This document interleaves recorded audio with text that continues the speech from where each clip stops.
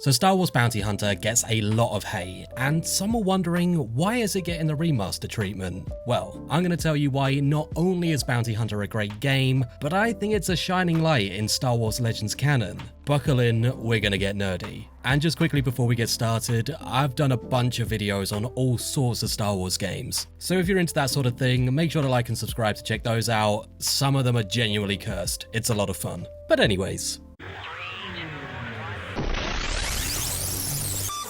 Jango and Boba Fett are often considered two of the coolest characters in all of Star Wars. However, at least within the first 6 episodic movies, they aren't really shown in all their glory, and it's really fallen to the extended universe material to flesh out that mystique. And while Boba's had a lot of love and his own show in recent years, his dad Jango only really has one highlight. So let's talk about it. So Star Wars Bounty Hunter was originally developed in-house by LucasArts the same year as Episode 2 Attack of the Clones. Ostensibly a 3D third-person action platformer, the game serves as a prequel to the film, adding some sorely needed backstory to our boy Jango. While we've had some great extended universe content set between a lot of the films, we've actually had precious little between Episodes 1 and 2. And to me, this has always felt like a big missed opportunity, as aside from the gaps between the trilogies, these films actually have the biggest time jump between them, clocking in at 10 years and the reason why Jake Lloyd turns into handsome Hayden Christensen. So because of this lack of material, I'm really not that well versed in this time period, either Legends or canon. However, from what I have experienced, Bounty Hunter is by far and away the most intriguing story, and while it's not part of the official canon anymore, it's still one definitely worth going back to. So from here on in, obviously a massive spoiler warning for the entire plot, but I just can't deny myself a good lore dump. Strap in. So we start the story almost immediately after the events of The Phantom Menace, where we're even treated to the usual opening crawl. We're told that the aftermath of the Battle of Naboo has left the galaxy in disarray,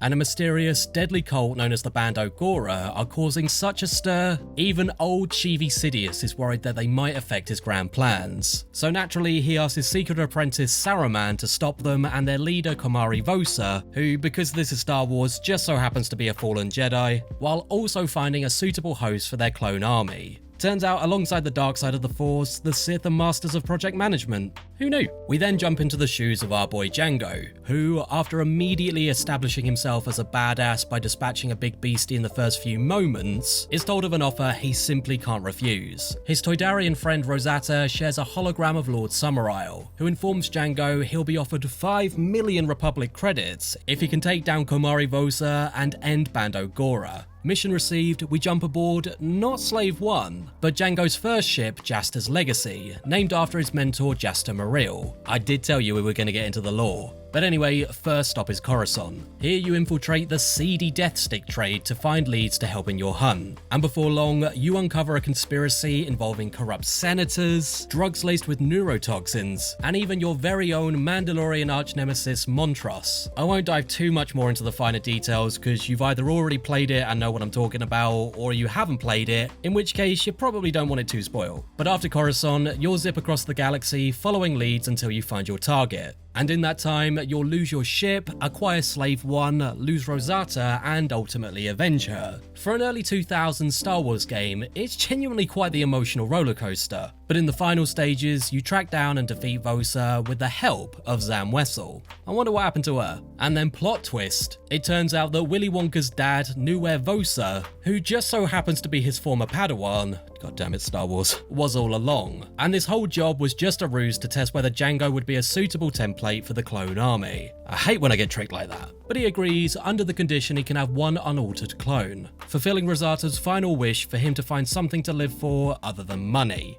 Oh, he's a softie really, isn't he? So that's a quick rundown of the story, and in my opinion, Legends, canon, whatever you want to class it, if you're going to get the most out of Attack of the Clones, you kinda need to play Bounty Hunter. It adds so much weight to Jango's character arc, as well as developing the mystery of the clones' origins. Like I said, even if it's not canon, it's pretty much the best we have right now, and it's the sort of thing that could be easily reworked back in, much like the likes of Delta Squad in Republic Commando. Overall, the game consists of 18 levels over 6 planets, and particularly for the time, it's really refreshing to see them from the proverbial street level. What I mean is, not as a righteous, near-omnipotent space wizard with enough Deus Ex Machinas to put Doctor Who to shame. I'd like to apologise to fans of both the Jedi and Doctor Who there, I got a bit carried away. But rather, as Jango himself puts it, I'm just a simple man trying to make my way in the universe.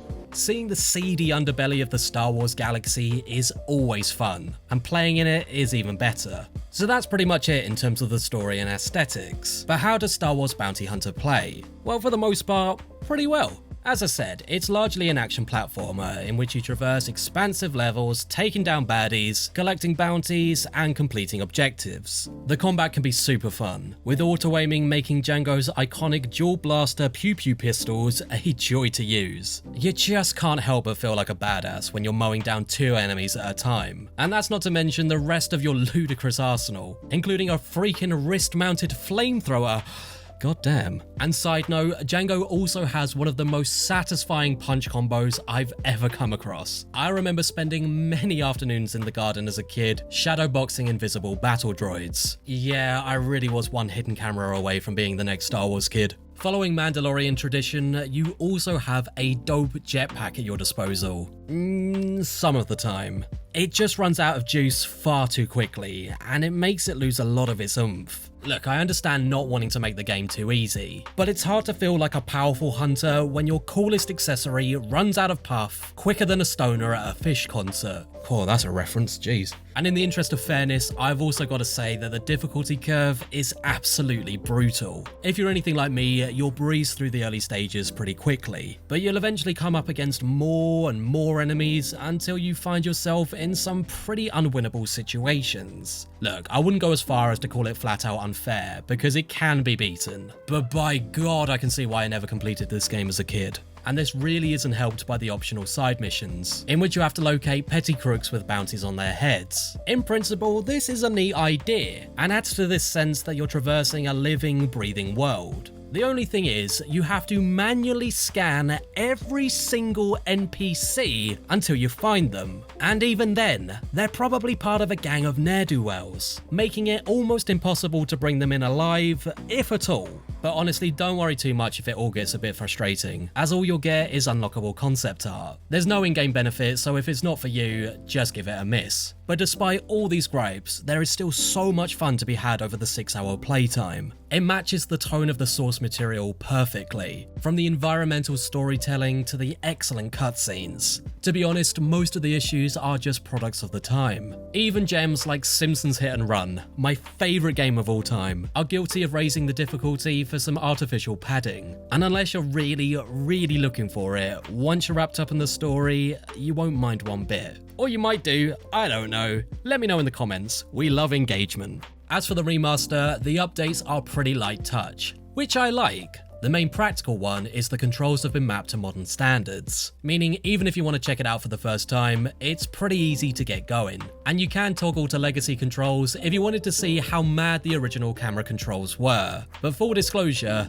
they were pretty mad. And along with all the usual graphical polishing, you now also get a flashlight, making darker areas so much easier to navigate now. I was playing in handheld on my Switch, and honestly, it's so handy on the smaller screen. But obviously, the most exciting update is that you can now play as Boba Fett once you complete the game. Now, this was something promised all the way back in 2002 with the original release, but for some reason, only appears for the first time here.